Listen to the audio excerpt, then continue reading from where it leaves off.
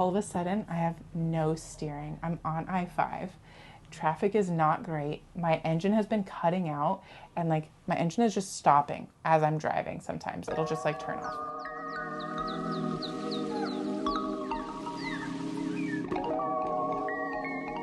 Welcome to another episode of Everyday Badassery. I'm your host, Christine Lozada. This is a traveling podcast meant to inspire you to be just 1% more badass today than you were yesterday. I'm currently traveling in California. I am on the road on one heck of an adventure.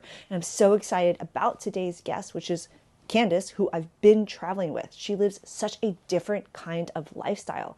And it's really opened my eyes to a totally different perspective on how people both live and travel. So let's bring her in. Hi, I'm Candice with Chasing Candice, and I'm a photographer, a wilderness guide, tour guide. I've circled the globe twice, bungee jumped out of a hot air balloon, lived out of my car, rebuilt a van. Let's talk about the van. She lives in a van. Down by the river. So where did it all start? Why the van? Why the van? I've wanted to live in a van since I was a little kid.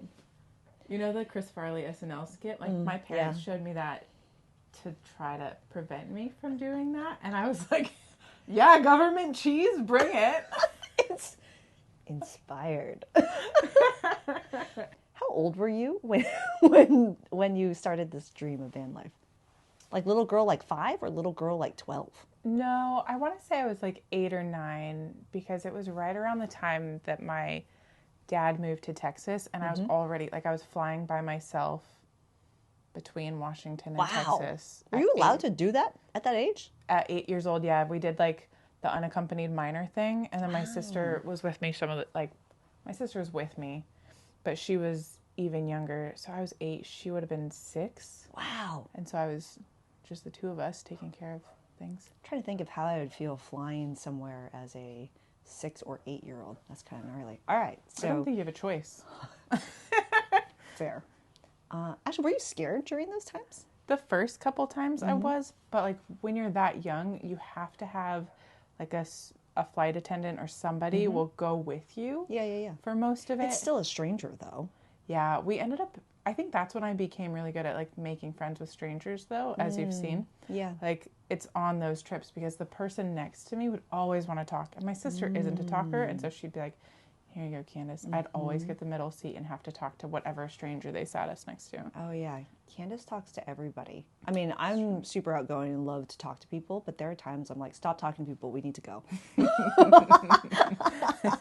Strangers are just friends I haven't met yet. That's actually a great way of putting it. I mean, so many of life's best adventures are they're just so much better when they're with someone else that you can share them with. And think about how many adventures we've had. But we are talking about vans. All right, fast forward. So you're a kid thinking about vans. When did the van life come to life? I think when I moved to Alaska and I realized that it was possible. And then I kind of put it off for a couple years. When you say it's possible, what do you mean? Like, I mean, when I think of, oh, I'm going to start van life in Alaska, it's like, no, that sounds really cold and awful. So what do you mean by possible? I think prior to that, I was still like very much in the like American dream, 9 to 5. I was still in grad school. I was like, got it. Van life and like that lifestyle will be retirement me. Okay, right? So that makes sense. If you haven't checked it out, make sure you check out my other episode with Candice, which talks about how she basically said goodbye to the normal life, right? You were like going to school at that time to be a physical therapist. Yep. And instead went to Alaska and did a whole different adventure there. So that was when you were like, okay, so that might be a potential. Yeah, I don't have to retire for this. I can do it now. And when did you start it? 2019. So it was a couple years later that I actually started it because I prioritized international travel, and that's when I did like circle the globe and la la la la la. Awesome. All right, van life. Van life. Where did it start? Alaska. Actually, what were you feeling? Like, were you like so ready to go do it, or were you nervous, or like, what did that look like? I was nervous, but I was like amped. I was like, finally, it is happening after all of these years. It's finally happening. And like at that point too, my partner at the time, we had been together for 3 years. We had built a lot into our relationship revolving around van life and how we wanted to do it together, and it was going to be this great adventure. So it was like well researched and talked about and stuff. Oh yeah, yeah, yeah. That makes sense. And so we had been like weighing out the pros and cons as far as like, do we get like the Sprinter type thing? Do we get an older van that's going to be cheaper? But Okay, less talk reliable? about what you got. So what I got was I got an '88 Ford Econoline. It's Canadian, so it was already built out as a camper van. It's fiberglass top, '88. Translation: old AF, and not from the United States. Yeah. So like shit's in metric, which makes it a little bit more difficult to like work on, but also like it's a Ford, so like parts are readily available. Plus '88 was kind of a sweet spot for transmissions and whatnot. Their electrical system, a little iffy, but like that was right before computers got into the picture, and so it's actually way easier to work on myself or with like, well, not necessarily, because like there's not many mechanics that work on older vehicles anymore. Because nobody's trained in those types of engines. Everything's computer now, so most mechanics can't work on a very mechanical engine. Okay, so you got this van. Yeah. You were in Canada, or it's just from Canada? You were in Alaska at the time. I was in Alaska, but where I live in Alaska, so Skagway, right? It's 8 miles to U.S. Customs. If you're not watching today's episode and you're just listening, she's trying to show me this using her hand as a map. I'm just blankly staring at her hand. It's Alaska, the map on my hand. Oh, okay. So anyway, so it's 8 miles to U.S. Customs office. Ah, got it. It's 14 miles to the border, and there's only one road out of town, and that's it. And so like, I just drove 3 hours to Whitehorse, Canada. Got the van. Okay, brought that it makes back. sense. Are you willing to share how much you paid for the van? Yeah, it was a little. Wait, I want to guess. Yeah. Okay, so I've seen a picture of this van, and I'm not talking about you putting work into it and all that other stuff. I'm trying to guess at how much it would be. My first car ever when I turned 16 was a 1983 Jeep Grand Cherokee that was very rusty and stick shift and like sounded like it was going to blow up every time I started it. That thing probably was worth like $2,000. But your van, all right, an 88, so it's older, it's a bigger vehicle, probably has a lot more going on. Low mileage though. I would say somewhere in like the 10 to 20,000 range. Really? What is it? I paid just over $5,000 for it. Oh. Like I had allotted, we each put in $6,000, so we had $12,000 total that we were like, we're going to do $12,000 for the build, for the van, everything. Wow. And I like just went over it. Like I think total my build cost me $14,000. That's amazing. But like using recycled material, it took me way longer to build because I was sourcing everything. Yeah. But I saved a crazy amount of money. That's doing it that way. amazing. All right, I'm impressed just with that part. All right, so you worked on building your van. So for someone who's never been inside of your van before, describe what the experience is like. Ooh, it is so cozy and cute, like a little cabin. Everything's like wood that's just been stained lightly, and so it's like that cozy cabin, like log cabin feel, you know? It's not modern at all because like there's no white. Also, it kind of feels like a grandma's cozy cabin because all the fabric that I got was also from like a fabric shop that had gone out of business, and so I just grabbed whatever was available, and so like it's floral. Like my curtains are floral. Wow. And so it kind of feels like grandma's cozy cabin. I'm trying to think of, actually, that would be it. If your van turned into an Airbnb listing, my guess is it would say grandma's cozy cabin. Totally. Yeah, it would. It would. From 88. That's amazing. Okay. And 2019 is when you started. And so that's when I bought it. But I ran off to Central America instead of working on it. So you did some things. So I did things. How long have you actually lived the van life? I've been living off and on van life since 2019 because I spent part of the winter in Alaska was it 2019? Yeah, in 2019 in the van until it got too cold. and then I went to Central America. What's too cold? It was so snowy. It was like right around Thanksgiving, and I was over it. It's like 30s. Less than that. I ended up moving into a house for a couple weeks when it hit 30s because the heater wasn't working. So we're currently living on a bus right now. In case you're watching today's episode, and if you're not watching today's episode, I'm currently wearing a beanie, a ski jacket, and like 50 layers underneath that. And what's the temperature outside right now? When we checked a few hours. 50. Yeah. Oh, definitely. Yeah. It's in the 50s, like low 50s. Yeah, I couldn't do snow. That's gnarly. Okay. Yeah. So was van life what you expected it to be? Like your childhood dream? Like were you living the dream? Yeah, I was. There were parts of van life that I was surprised by, but I expected it. Like as an adult going into it, I knew that it would be more difficult.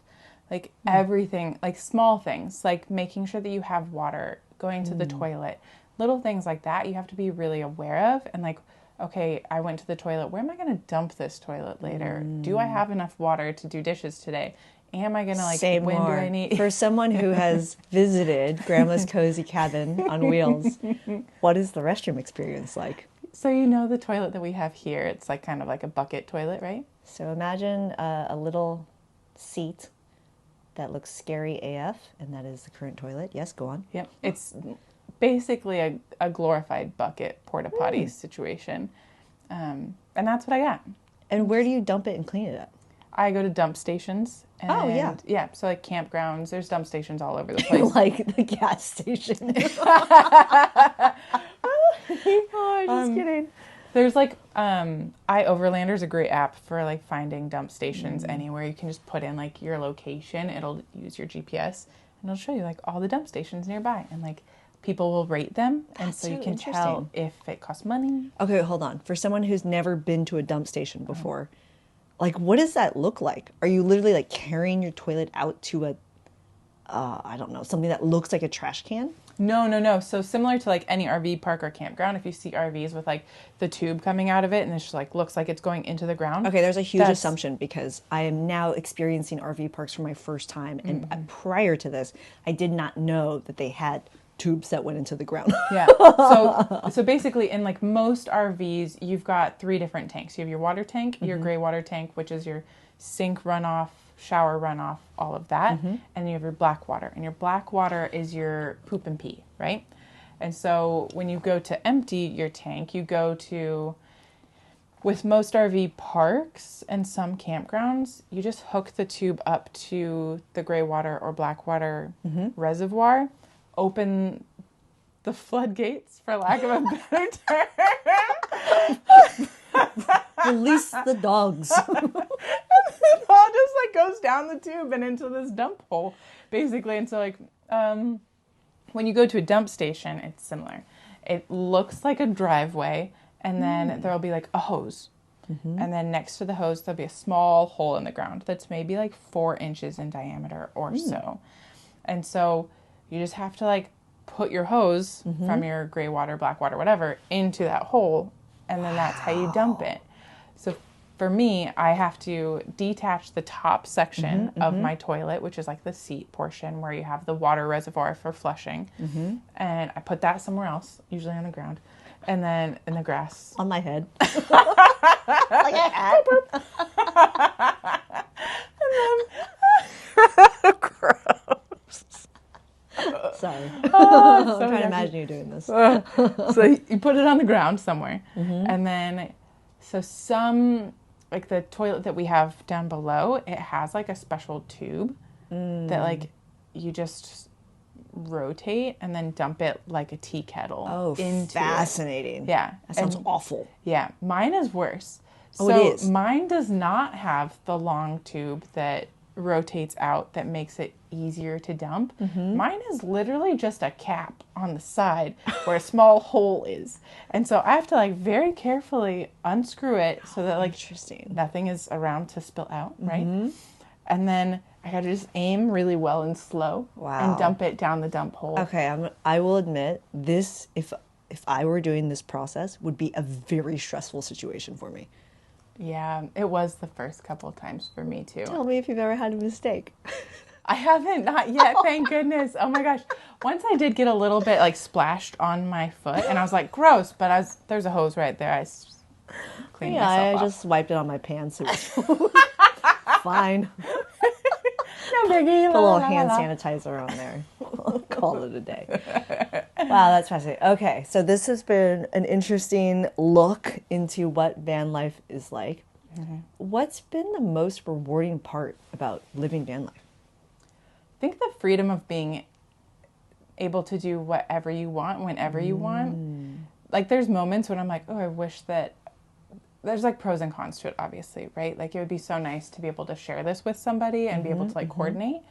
But it's so nice to be able to just like, today I want to go do this. And so I'm going to. Yeah. Like, do you have an average yet of like how long you'll stay in a place? I try to stay in a place for like 4 days, if not a little bit more, if I can. It really depends on work. 4 days is like the least amount of time that I would ideally want to stay, but that's been my average so far just because of my work schedule. Actually, let's talk about that for a second, because while you're living van life, you were working a normal, I don't know if maybe you would call it normal, it's like 9 to 5 type job, right? Yeah, it's normal for most U.S. citizens. It was not a normal job for me. It was my first corporate gig, my second ever 9 to 5. How was that managing working from the van from wherever you might be? Most of the time it was actually pretty nice. Internet was a bit of a struggle. Our current internet that we have here, the Starlink, is amazing. If I had that, it would be way better. Oh, wow. What I have on the van is like my phone hotspot, and then I used this other internet service called Nomad Internet, and it was garbage. And so that aspect was very difficult. That's interesting. Because so we're using an internet service called Starlink, in which we have like this whole satellite that I set up on the roof every time we park. And it's pretty good, but it's definitely not the same as like the fast internet I have access to when like I'm at home by any means. Like it's pretty frustrating. I can't imagine what that's like for you, especially if you're trying to actually do a job. Okay, but the upside is that you can go anywhere.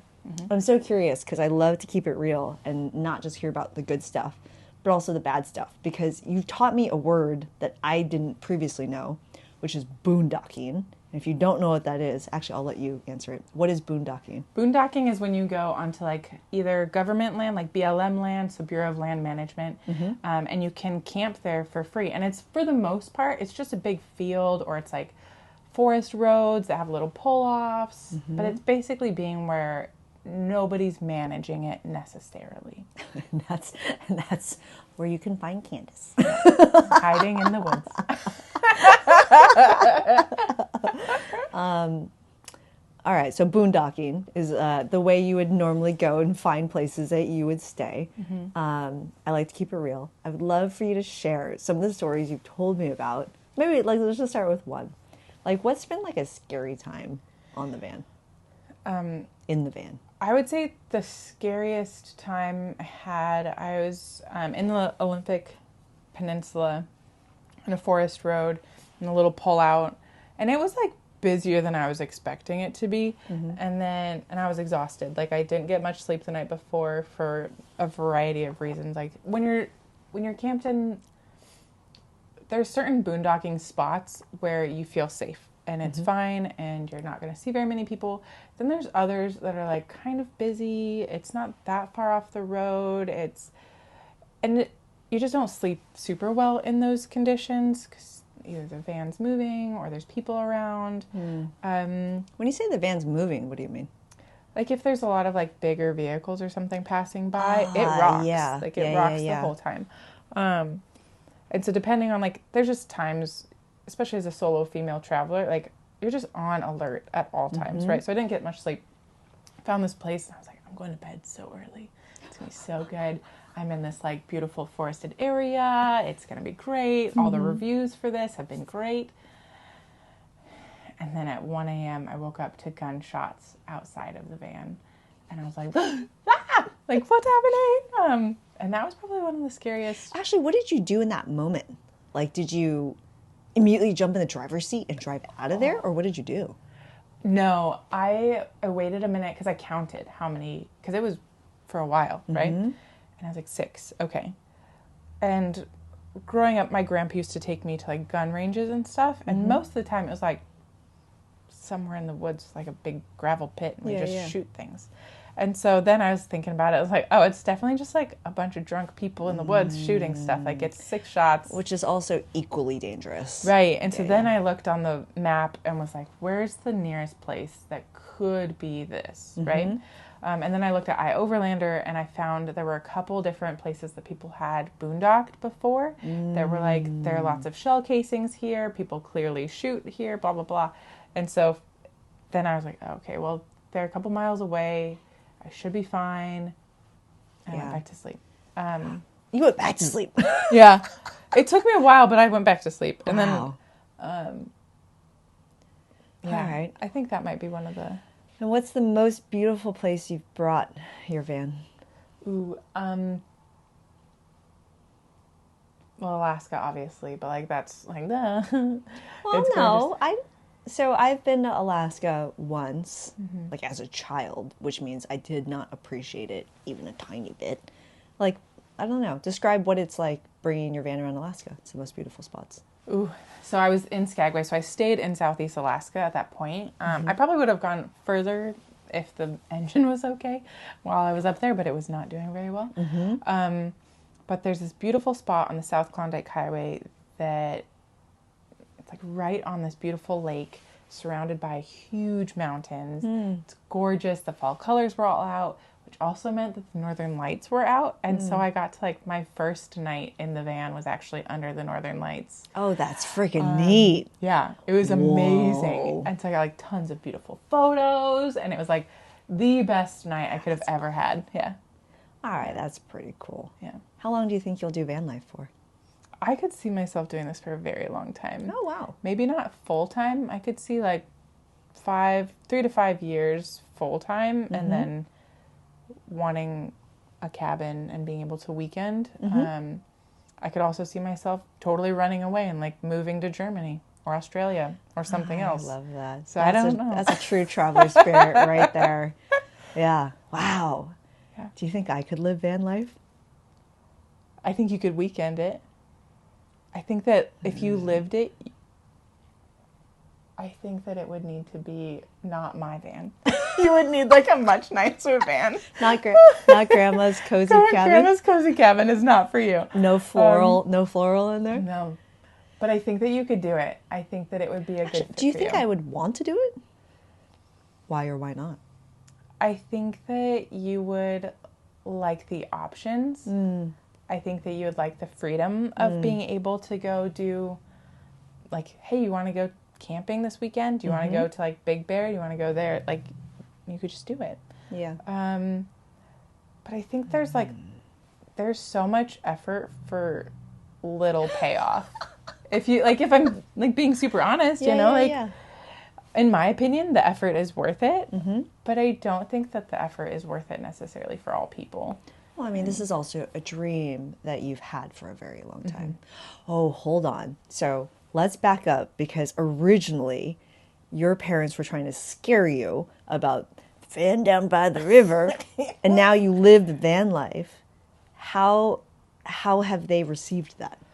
Ooh, it's been an interesting mixed bag for sure. My mom goes back and forth every 3 seconds as far as whether or not she likes it or not. Because in some ways she's like, yes, she knows that I'm like, I have a wanderer spirit. I always have. It's part of who I am. And so she's like, I'm so glad that you're living this dream and you're doing what you want to and you're living a very creative life. However, the safety aspect of it, she is very concerned about, which is fair. Actually, I was going to say, I bet your mom is worried about your safety. Give me 2 examples of something you do, like safety-wise, while you're on the road. Yeah. So once I park somewhere, especially if I'm boondocking and there's no one else around, I'm not too concerned about it. But if I'm like at like in a parking lot, like Walmart parking lot, for example, as soon as I park, I'm not leaving the van for the entire night, not until I'm leaving. And in that case, like as soon as I park, I put up my shades so that nobody sees me. Yeah. And I hunker down. So that's like... How many times have you stayed in a Walmart parking lot? Quite a few, actually. Like more than a dozen? Yeah. Wow, that's fascinating. Because there are times when, like, you just need to be in a city for various reasons. Or there's not a lot of boondocking around, or, like, campgrounds. Like, if you're staying at a campground all the time, like, that racks up pretty quickly. Actually, do you feel safe when you're in those Walmart parking lots? Sometimes. Because, I mean, usually the lights and stuff are pretty good, and there's, like, security and stuff. But in the times that you and I have been in a Walmart parking lot, I'm like, close all the windows, like, all the things. I don't feel particularly safe in those situations, and I try to avoid them because it's not a good sleep. It's like, yeah, I'm here, I've got a place for the night, but like I'm exhausted for like, you know, quality sleep matters, and when you're on alert that much, it wears on you quite a lot. That makes sense.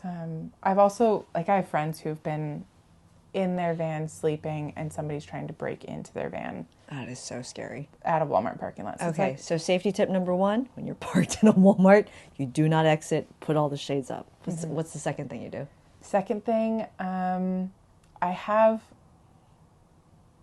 debating if I want to share this. I'm trying to guess at what you might say. I have 2 different things I'm like toying between which one to share. Because like weapons in the van, that's a thing. I mean, I have weapons. Yeah, your biceps, right? Just kidding. Hella I have old men's sneakers that I got from Goodwill that I keep in the van. And so if I'm parked anywhere, especially like outside, like in a boondocking spot, then I'll put those shoes out. I love that. Yeah.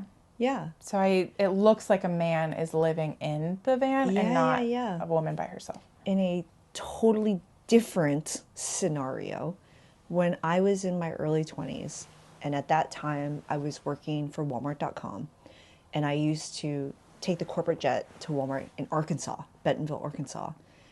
I used to have a fake wedding ring because safety-wise, for me being that young and the ethnicity that I am in that place, it was way more safe for me to look like I was a married woman and to always try to like dress to look like I was way older than I was. So while not at all the same thing, but similar. It's similar. Maybe I need some old man sneakers. Wow, that's actually really fascinating. Yeah, I have a wedding ring that I keep with me too, just like I sneak on there every now and then. Mine was like actually from like a toy something, but it looked pretty legit. Okay, so mom worried about safety. How about dad? My stepdad thinks it's rad. Like he's worried about safety too, but for the most part, he's like, "This is awesome. Go for it." Oh, interesting. Yeah. Wow. But they've, like, to be fair, they've known this for a long time. Like, shoot, I sent myself to New Zealand when I was 12 years old to, like, do a foreign exchange program. And so they get it. Like, they saw how miserable I was in PT school. And so they're like, yeah, go for it. Plus, I've broken them at this point like horses because I travel by myself so much. You do all the things. Actually, I can relate to that in that my parents couldn't understand my desire to wander off, explore, see all the neat things, talk to the interesting people. Yeah. Actually, this is an interesting story. So I did this big trip through Asia with my family, and they still talk about it to this day. We had a night in Thailand in which, you know, all of our family was together in the hotel, and like my family like went out to dinner that night, and I wanted to go out and explore. And I went out to explore, and they still talk about it as like, she wandered off, we don't know where she went, it was so unsafe. And like I went out and just explored, and I made a random friend in a hair salon of all places. His name's Bert. This trip happened in like circa 2007. He and I are still friends to this date and like talk occasionally about where we've been traveling. But like it was I love to just wander around and just see what's happening beyond the scheduled itinerary of what my family loves. And it was very difficult for them to accept me in that night, and also as I continue to do that in the future. Wow. Okay, so what's the biggest thing that van life has taught you? I am more resilient and resourceful than I realized, and very, very capable. If something happens, like I can figure it out. Like I've got it. Yeah. Actually, tell me the worst thing that's ever happened on your van that you had to be like super resilient for. Ooh, as you know, my van has had a lot of mechanical issues this last summer. I mean, it's brand new though, right? That's a brand new 88. Prime condition, really. Yeah. There's no reason for any mechanical issues. So I had to get towed 4 times in 2 months for various crazy things. What was the craziest one? My steering box just came apart. Excuse me? So you've got your steering column, right? And then Yeah. it comes down to your wheels, and that's like... So anyway, I'm just driving along, and all of a sudden, that's not the scariest thing. Hold on, finish the story. Okay, And what happens? The steering wheel falls off or something? No, so like the steering box just like came apart, and suddenly I had no steering or very little steering. Like, Why would you need steering while driving? Oh my gosh, I know, it's so pointless. Why do they even have that? Hold on, how did you safely pull over? Since clearly you're still living to this day. So where I was located had no cell service, and so I had to get somewhere else. And so I just like kept driving and stayed on like mostly straight roads. And if I had to turn, then I would just like really like crank it, because I still had some steering. What was your heart rate during this time? Oh my God. I don't even know, because I think this was the 4th. No, it was the 4th tow. And so I was like at my wit's end with all of it. I was like, am I going to have to like get rid of this van? Wait, why didn't you give up? It's been such a dream for so long, and I put so much blood, sweat, and tears into it. And it's like my ticket to freedom in so many ways. And it just feels, when I'm in the van, everything feels so right with the world that I like can't give up that like sense of peace that I have inside the van. I love this story because too often I hear people having a dream. They realize that dream and they make it happen. It turns out to be either a pain in the butt or not what they expected, but they stick in it simply because it was the dream, and they're not listening to all the signs that say, that was a dream for you, but it is no longer a dream for you anymore. What I'm hearing from you, though, is like, you're in the right place. That's a good reason to stick to it in Grandma's cozy cabin from 88. Yeah. Okay, so that wasn't the scariest time. That sounds scary AF. What was the scariest time? Oh my gosh, the scariest time. It was right after Colin left. And so Colin was my partner, and the agreement was like he'd fix all the mechanical stuff. I would build the inside of the van. And then whenever we would get on the road, he would take, that's why I agreed to get an older vehicle in the first place. So when we split, I was like, okay, like we're figuring it out. Gotta find a new mechanic. Where's my handyman? So I was driving to a dog sitting gig, and I was already on my way to, because I had some propane tank issues. So I had an appointment with an RV place already to deal with that. So I'm like driving on I-5, going past Seattle. I'm almost there. Not quite, not really. I still have 2 more hours to go, but it was almost, felt right. And it's so not like, almost gone. No, but I like just made it out of like the busy traffic of Seattle Center. And I just passed Seattle, and so I'm like, okay, I'm getting there. And all of a sudden, I have no steering. I'm on I-5. Traffic is not great. My engine has been cutting out, and like my engine is just stopping as I'm driving. Sometimes it'll just like turn off. What were you telling yourself as this was happening? At that point, I was like trying to troubleshoot.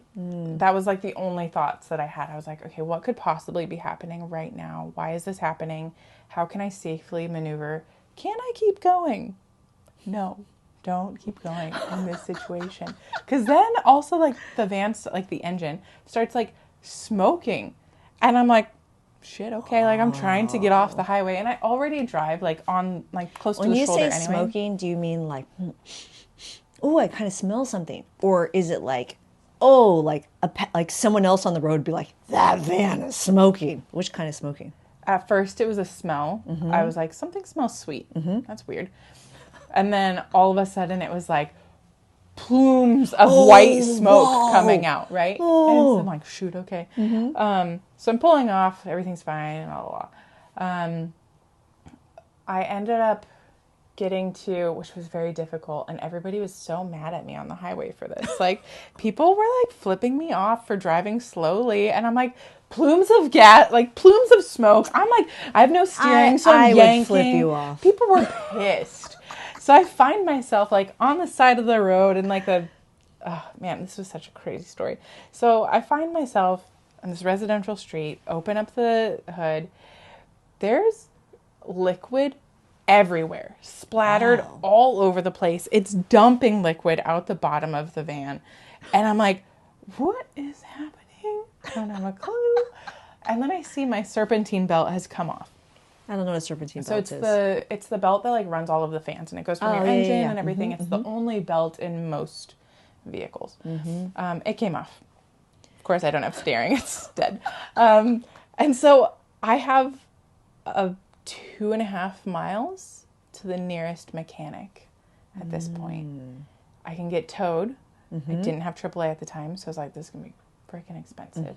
How much does it cost to get towed without AAA? Oh my gosh, it's hundreds of dollars. Like, it would have been, for me to go those 2 miles, it could have been $400. Especially because, like, my van's so big that I'd have to have a special tow truck. I can't get towed by anything. So anyway, I'm going to make it. I still have some steering. It's not power steering. I just have to yank real hard and go real slow. Can we just recap what's happening right now? Yep. Plumes of smoke, liquid everywhere. Yeah. The one belt that the van has is broken. Yep. Troubles with steering. People have already flipped you off. Oh yeah, they're angry. And you're still going to get back on the road. Yeah. Also, like, my engine keeps shutting off randomly while driving. This is a true desire to live the van life here. And in this moment, it's a disaster. Everything's wrong. So I make it to the mechanic shop. It turns out my belt tensioner had broke. So it, like, basically it keeps your belt spinning properly. So if you know anything about me, given our previous travels together, I don't care what happens. Oh, yeah. Fair enough. Anyway, so the tensioner... I'm curious why you didn't just drop your van off and leave. Like, what made you keep going at this moment? By the way, Candice loves to tell me about mechanical issues and stuff, and I'm like, just tell me the parts I need to know. Yeah, that's fair. I don't need to know the details. Just unless any of the details are sexy, then I want to know. But no, it wasn't. So much. Why did I keep going? This was pretty early on. Whenever I just finished the build and was just living in it full time. Yeah, you couldn't give up at this point. Not at all. No. It was like the initial, like the very first big issue that I had with the van. Did you have a moment when you were like, this might not be for me? Yeah. I had that moment of like, is this worth it? Because like, to add more backstory, like the reason that my partner and I of 5 years broke up was because of the van. Like, he didn't want to do it anymore. He wanted the stable life, and I wasn't willing to give that up. Ah, interesting. So I already like not only blood, sweat, and tears into the van build itself, but also like ended a 5-year relationship. Yeah, you could not say no in that moment. No. It was just a simple belt thing. I was going to make it through. I can relate to that. A large part of the reason why I left my now ex-husband is because he and I used to travel adventurously together.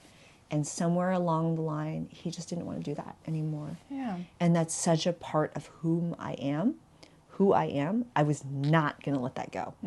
Like that, my sense of adventure and my love for exploring is me.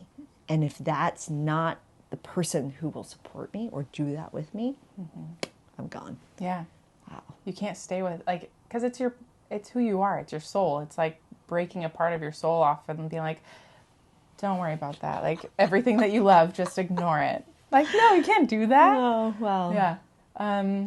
So I get to the mechanic, and then the mechanic immediately starts asking incredibly obtrusive questions.